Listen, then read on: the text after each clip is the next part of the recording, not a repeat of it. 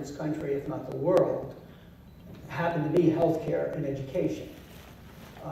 And there's dissimilarities and there's similarities. The biggest reason that it's slow to progress is because of the culture associated with both of them. It's not that the technologies aren't there to do better. It's not that the knowledge isn't there to be able to do better. It is becoming a bigger and bigger problem because it's consuming more and more of who you are and what you are and what you have.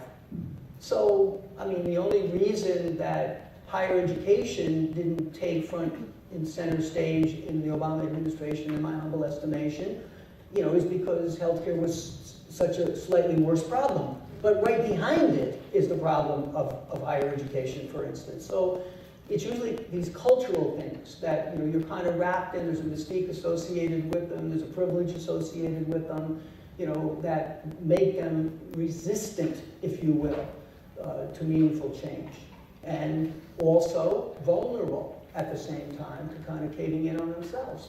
They get so big, they get so heavy that they're just going to weight themselves down in the final analysis. That, coupled with the fact that there are other countries in the world that are doing a much better job starting from zero.